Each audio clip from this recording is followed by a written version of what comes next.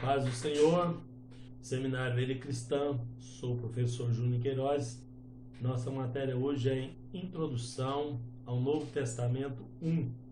Essa parte de introdução ao Novo Testamento, essa parte 1, ela vai até o livro de Atos, né? Pega aí a preparação para a vinda de Jesus, depois os Evangelhos, depois Atos, né?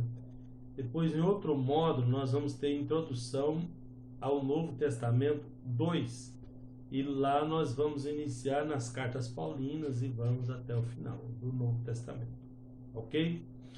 Então, para o Tonini, né? O Tonini foi o material de referência usado para fazer o seu material impresso aí.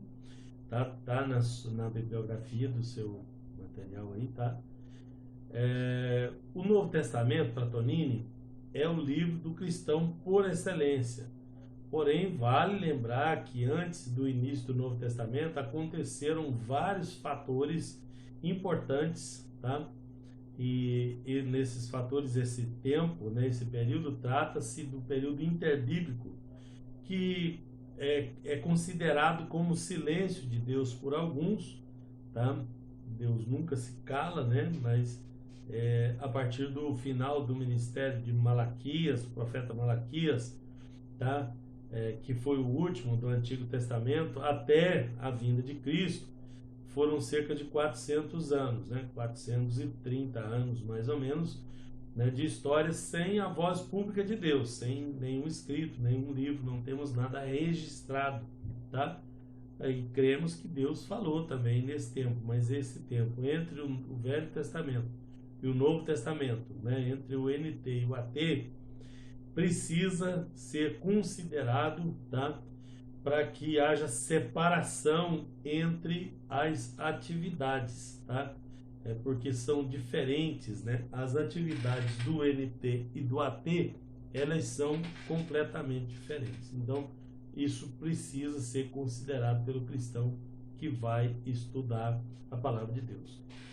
Esses fatos históricos que aconteceram no período interbíblico, ou período do silêncio de Deus, certamente vai ajudar na compreensão da palavra de Deus melhor, principalmente dos evangelhos, porque foi a preparação para os evangelhos, tá? E também o livro de Atos dos Apóstolos, que é a continuação os gregos da história da igreja. Os gregos. Durante aquele tempo, houve 4 períodos distintos. A Grécia é o berço da sabedoria, da inteligência. Tivemos 4 períodos embutidos lá dentro, tá? Os grandes filósofos persas vieram dali, primeiro dentro daqueles. Pois de lá, então, botou aquele hábito. Primeiro tivemos o Império Persa, né? E descobrir coisas que dominava sobre Israel, que ninguém ainda depois tinha. Tivemos o Império grego, tá? Que dominava sobre todas Israel. As cidades do Depois tivemos a independência de Israel sobre os macabeus, grego, né? Antes do domínio Os moneus, tá? né? Então, E os gregos, por fim, o Império vieram depois Romano, dos persas, que também eles venceram os persas, dominava sobre Arquimênides, Israel, sobre o povo de e Israel, tá? destruíram Então, Persépolis. nesses Nesses 400 anos aconteceram todas essas coisas lá, muitas coisas veio importantes, Alexandre o Grande, né? aconteceram naquele grego, tempo, o tá? Macedônio, ele era filho de Filipe da Macedônia. Preparação para receber várias do cidades, Messias, estados, tá no seu várias mesmo, mesmo, tá? todos com a mesma língua, A que visão às de vezes até idade. brigavam A entre eles. educação mas se teológica no juntaram Brasil e tem fizeram avançado, grande né? grego, de forma Viva, juntando Esparta, relevante, alcançando mais pessoas, juntando e melhor Macedônia, qualidade, tá? juntando Troia, Principalmente juntando nos todas as últimos anos, nações a gente tem gregas. percebido E isso. Alexandre O ensino à distância, federar EAD, tudo, também conquistou como a maior parte parte do importante mundo. desse avanço, né? Então, Nós trabalhamos com ensino isso EAD. foi 300 E anos antes, desde que houve grandes do nascimento problemas de grandes Jesus. mudanças Foi no mundo, 200 e poucos né? Então, anos antes de houve começar a desenvolvimento, se fortalecer de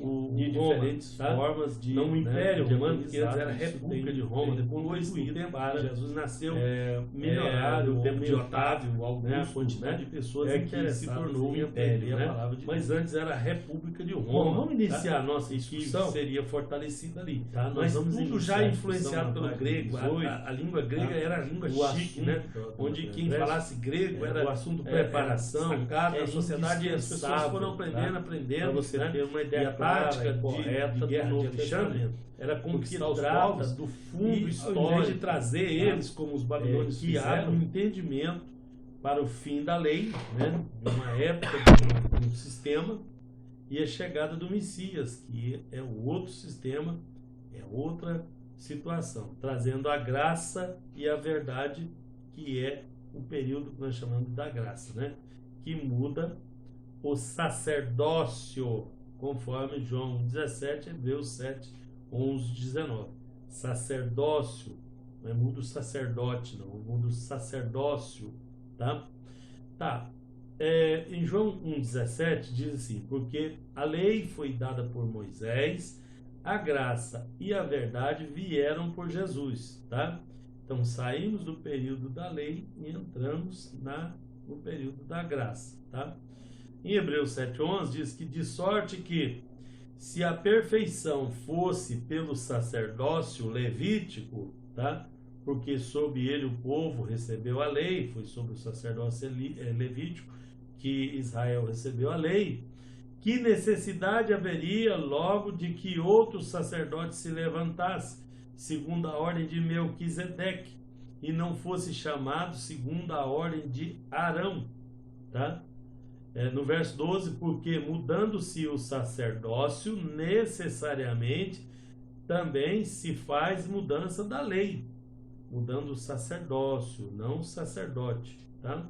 Porque aquele de quem essas coisas se dizem pertence a outra tribo, né, da qual ninguém serviu ao altar, visto ser manifesto que o nosso Senhor procedeu de Judá, e concernente a essa tribo nunca Moisés falou de sacerdócio, tá?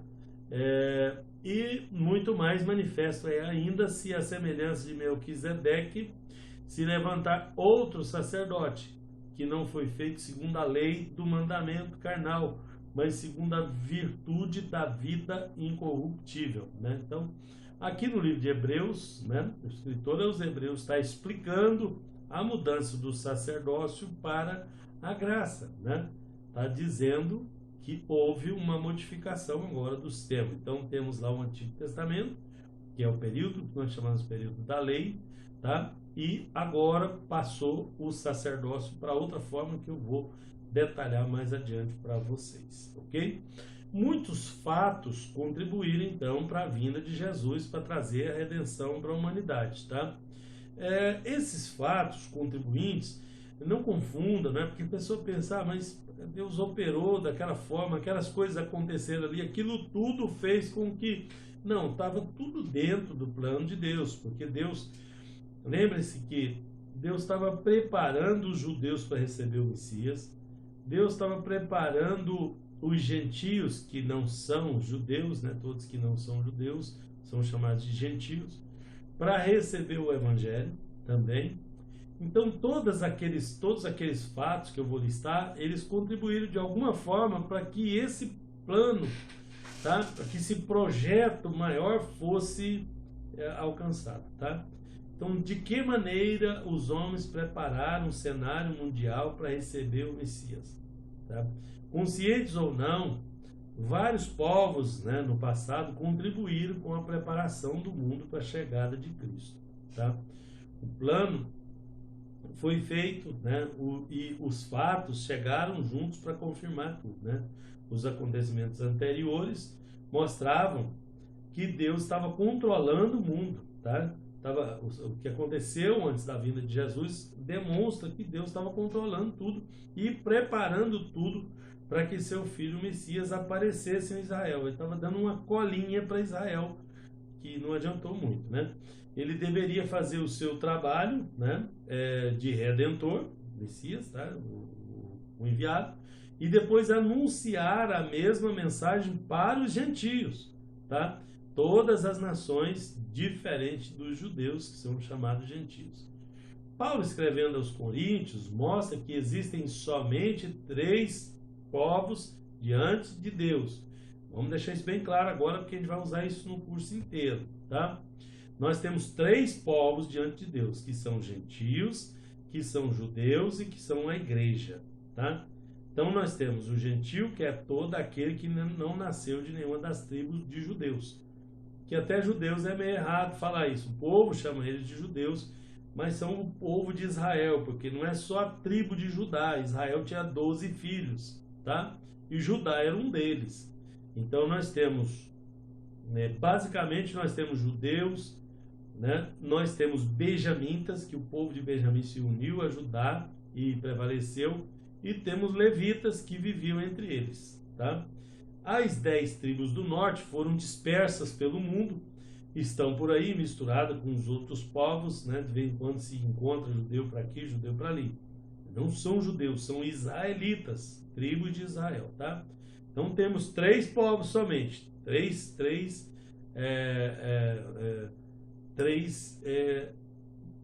existências, né? Perante Deus, tá? Que são os gentios, judeus e a igreja.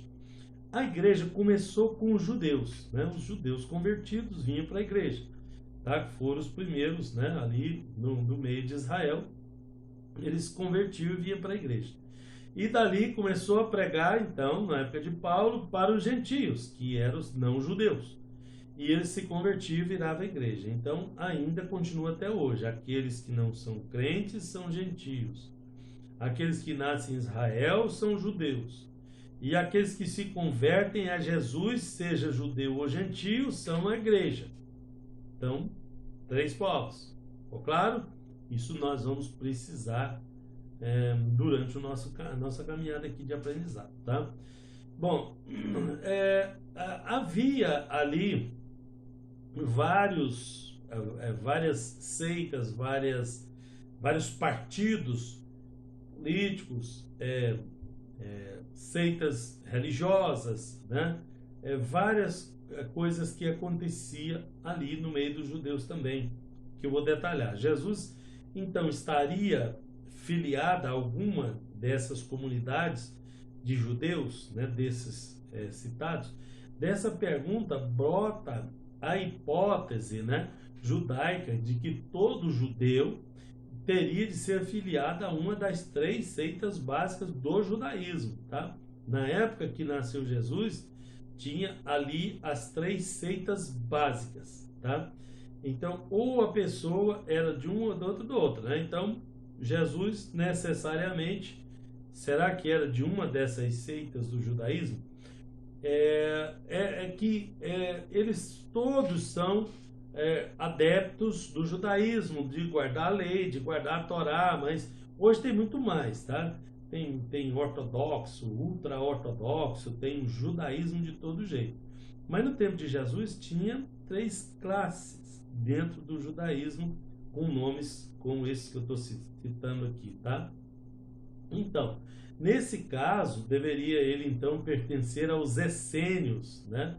Antes de iniciar o seu ministério na Galileia.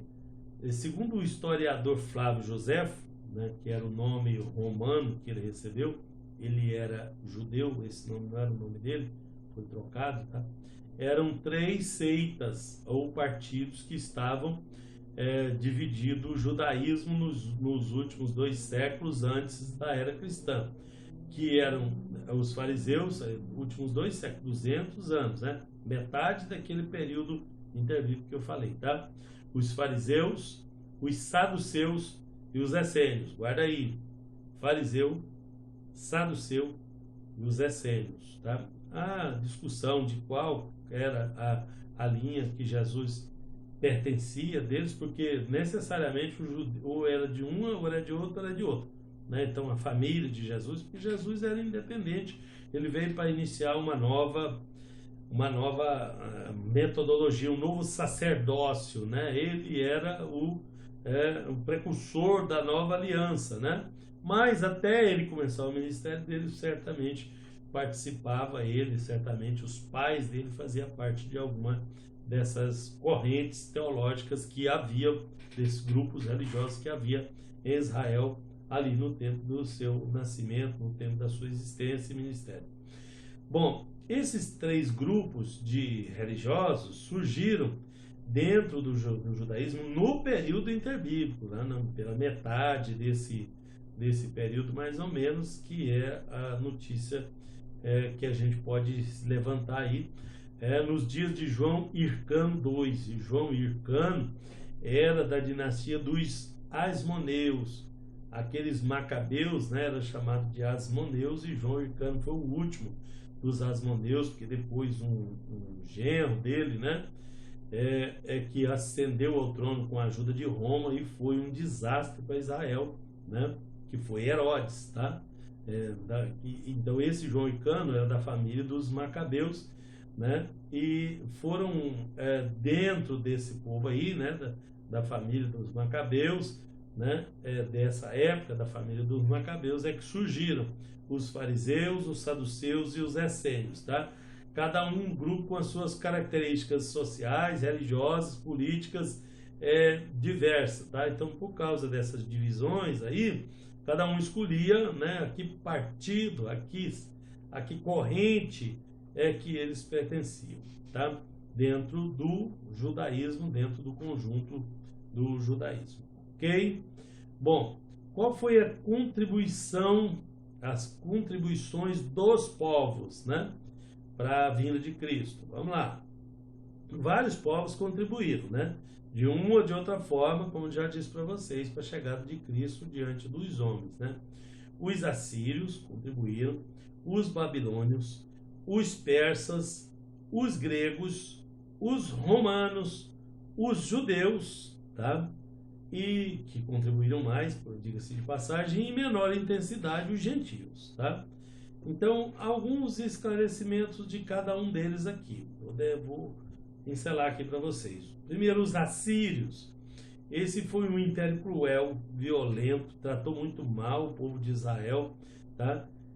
Mas devido ao domínio político, né, a Síria tinha uma estratégia de fazer a troca dos povos que eles conquistavam. Então eles invadiram o norte, Israel do norte. Vocês lembram que no reino dividido, né, havia o Reino Unido com 12 tribos de Israel, comandados pelo rei Salomão.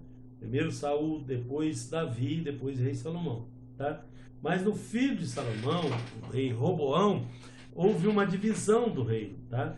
Nessa divisão do reino, as 10 tribos ficaram ao norte, com a capital em Samaria, com adoração em Samaria, e 2 tribos ficaram ao sul, tá? Que foram Judá e Benjamim, ficou ao sul, com os reis vindo da dinastia de Salomão, né? Que o primeiro foi o Roboão, tá? E esses do norte, os assírios vieram, invadiram em 722 a.C., portanto antes desse período que a gente está estudando, dos 400 anos, tá? E pegou esses povos e misturou com os outros povos. Então ele pegava daqui, levava para ali, dali trazia para cá, então deixou os poucos que ficaram lá, eles trouxeram gente de fora, misturou com eles pelo casamento, era obrigado a fazer essa troca de povos, era a estratégia dele dos assírios para enfraquecer os povos conquistados, tá?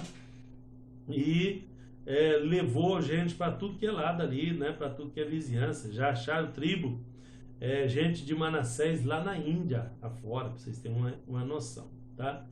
Então, isso aí contribuiu significativamente para levar o conhecimento de Deus para aqueles povos lá, para onde eles foram espalhados. Então, os assírios acabaram dando uma contribuição para esses povos que habitavam no norte, que tinham capital Samaria. Daí vem os samaritanos. Os nomes samaritanos são judeus que ficaram na terra, que se misturaram com outros povos. Era contra a regra, a lei dos judeus, misturar com outros povos. Eles tinham que casar entre eles, e aqueles lá casaram com os outros povos que vieram de lá, mas obrigados pelos assírios que dominavam sobre eles. Portanto, os judeus do sul, aquelas 2 tribos, Benjamim e Judá, mais os levitas que moravam entre eles, rejeitavam aqueles samaritanos, tá? Porque para eles era um povo misto, um povo, né? Porque não foi só por eles ter casado, não. Eles absorveram também cultura, idolatria e coisa. O negócio foi meio pesado lá. Mas isso contribuiu para que essas pessoas que foram levassem o conhecimento básico de Deus. Isso já foi um começo da operação de Deus preparando para a vinda do Messias. Então os assírios contribuíram assim, 722 anos antes, tá? Quando o reino do céu chegou, em Mateus 4:17, muitas famílias da Palestina tinham ligações com pessoas no estrangeiro, e isso colaborou muito com a divulgação da palavra, né? Quando o evangelho chegou, eles tinham ligações lá e tal, de lá para cá e daqui para lá, tá? Então houve uma contribuição significativa aí. Depois vem os babilônios, tá? Que já 500 anos antes de Cristo, os outros 722 anos, esse já 586, foi 100 e poucos anos depois, que vieram os babilônios sobre Judá e Benjamim e os levou, né? Levou eles cativos para lá, para a Babilônia. Olha, o período que nós estamos estudando, uns 400 anos, e aqui 500 e poucos anos, tá? Então, temos aí uns aninhos ainda para chegar lá no período que nós estamos estudando, tá? Lá na Babilônia, os judeus cativos, né, deixaram a idolatria, aprenderam a falar e a escrever em aramaico, que era a língua dos babilônios, tá? Depois teve uma modificação lá, porque os persas venceu os babilônios, né? E era outra língua também, mas era tudo... a língua mãe é uma língua caldaico, aramaico, tá? Então, ali daquela região, até o próprio hebraico é daquela linha de idiomas, né?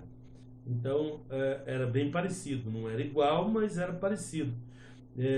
Davam as divergências, né? Quando Esdras voltou do cativeiro com a turma dele, acharam a Bíblia lá no templo em Jerusalém. E quando ia ler a Bíblia em hebraico, 70 anos depois, as pessoas não entendiam o hebraico, aí tinha que ter intérprete, porque eles entendiam era o aramaico. Então o aramaico, tá? Eles lá aprenderam o aramaico, lá eles aprenderam a adorar o Senhor longe do templo, porque o povo judeu colocou na cabeça que é lá que tinha que adorar, tá? Então, mas era coisa deles, né? Depois, no tempo do rei Salomão, Deus falou que ia abençoar aquele lugar, então eles colocou na cabeça, não, é aqui mesmo, é só aqui que pode adorar. Mas não é só aqui, é onde der conta, né? Porque aí depois eles foram para o cativeiro, para a Babilônia, e agora não adoram mais, tá? Então eles aprenderam, eles deixaram a idolatria, eles foram curados da idolatria lá na Babilônia, tá? Eles não eram acostumados a fazer isso e nem concordavam com a adoração fora do templo. Eles foram levados para lá por causa da idolatria. Deus enviou profetas, falou com eles, por isso que eles deixaram a idolatria ali, eles foram curados da idolatria até hoje, tá? Os judeus permanecem assim. Então essa foi uma importante preparação, porque tinha a tradição de adorar a Jeová somente no templo, né? Com a chegada do Messias, muitos deles, depois de convertidos, iriam adorar a Deus em qualquer lugar que fosse possível, tá? Então a contribuição dos babilônios foi significativa, porque levou eles em cativeiro, deu lá um castigo para eles, e Deus tinha falado através dos profetas que ia castigar eles, mas que ia castigar as pessoas que castigassem eles. Olha só como é que Deus age. Ele trabalha de lá e de cá. Isso ocorreu enquanto eles estavam lá na Babilônia, no cativeiro.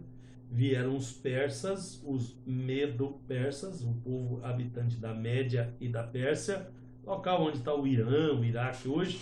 Eles vieram e tomaram, né, o reino dos babilônios, tá, na guerra, né, assumiram o reino, e foi esses aí que contribuiu também de uma forma interessante para o reino de Deus, tá?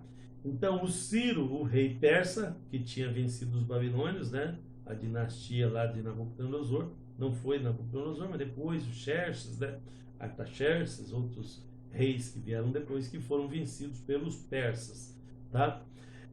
O Ciro, rei da Pérsia, ungido de Deus, né? Foi chamado por Deus pelo nome, muito antes dele nascer, em Isaías 45, ele liberou a volta dos judeus para a Palestina, para a sua terra natal. E, além disso, ainda autorizou a reconstrução de Jerusalém, inclusive o templo para adoração, tá?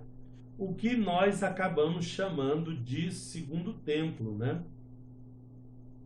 Ainda há uma controvérsia com relação ao templo, né? Aqui atrás vocês estão vendo o Monte Sião e o templo, tá? Então, o primeiro templo foi construído pelo rei Salomão, tá? Mas quando os babilônios levaram esse povo para, foi lá e deportou eles para a Babilônia, eles destruíram o templo, tá? Destruíram tudo ali. E quando veio ali, o povo veio de volta do cativeiro, 70 anos depois, exatamente 70 é o da profecia, mas vieram em 3 levas, eles foram em 3 levas, isso dá 100 e tantos anos, 150 anos ou mais, né, segundo Dr. Thompson, tá? Então, mas eles vieram e reconstruíram o templo. Claro que ficou uma coisa modesta, não era suntuoso, igual o do rei Salomão, né? Mas depois disso, aqui já estamos entrando no período que nós vamos estudar, que é os 430 anos, tá? Entre os 2 testamentos. O povo voltando do cativeiro babilônico, já sob os persas, tá? E foram para Jerusalém, para Israel, debaixo da tutoria dos persas, do rei Ciro, depois rei Dario, tá? E então eles foram lá. Depois disso, 400 anos depois, é que o rei Herodes resolve fazer uma reforma no templo, tá? Que é chamado de segundo templo, desde o tempo de Esdras, os sacerdotes, Zorobabel, tá? E aí Herodes reconstrói, reforma o templo, amplia, faz uma coisa suntuosa ali, uma coisa. Herodes era um bom administrador e ele fez uma coisa ali que ele queria chamar a atenção dos romanos, né? E naquele tempo chamava atenção, era fazendo grandes construções, né? E Herodes fez para isso, tá? Esse segundo templo foi destruído pelos romanos, depois de Cristo, 70 anos lá na frente, não ficou pedra sobre pedra como Jesus tinha profetizado acerca daquele templo de Jerusalém. E agora a construção, a reconstrução ou a construção, porque não sobrou nada do templo, né? É chamada de a construção do terceiro templo, tá? Por isso que o povo sempre fala, né? Vocês vão ver falar, então eu resolvi explicar agora por isso. Tá? O terceiro templo é o templo que vai ser edificado, apesar de que ele foi feito 3 vezes já, né? No rei Salomão, no templo do sacerdote Esdras e depois no templo do rei Herodes, tá? Só que Herodes não reconstruiu, ele já estava reconstruído, ele só reformou, ampliou, fez uma coisa colossal ali, tá? A coisa, né? O templo era pequeno, né? Em dimensões gerais. O que Herodes fez foi fazer um negócio, um muro de um lado lá, aquele onde hoje é chamado de Muro das Lamentações, em 500 metros, meio quilômetro de extensão. Então é uma coisa bem grande que Herodes construiu ali, tá? Bom, então, aí lá, né, depois da restauração messiânica do templo e tal, o Messias teria muitas oportunidades de falar da redenção aos judeus. A decisão do rei, no entanto, dos persas, né, não foi por sua iniciativa, do Ciro, não foi porque foi uma ordem de Deus no coração dele e ele permitiu que fosse levado eles de volta, e tivesse o templo lá, para Jesus operar lá no templo e tal. E era uma preparação para a vinda de Cristo, tá? O projeto real de liberar de volta os judeus para a terra de Judá, né, deu a oportunidade de recuperar Israel como nação, né? Estava esfacelado, debaixo de estrangeiros, né? Não existia como nação, como reino, né? Então fortalecer esse povo, ficar pronto para o momento que viria o Salvador, mas tinha que ser um momento difícil, debaixo de aperto de inimigos e tudo, para eles desejarem o Messias e pedirem o Messias. Então Deus permitiu que eles fossem apertados, tá? E mesmo assim não funcionou exatamente assim, né? Porque existe a escolha humana, né? Era oferecido e ali a pessoa escolhe. Do mesmo jeito, o evangelho hoje é oferecido, a pessoa aceita se quiser, ele não tem obrigação, e Deus não força muito para ninguém se sentir obrigado, né?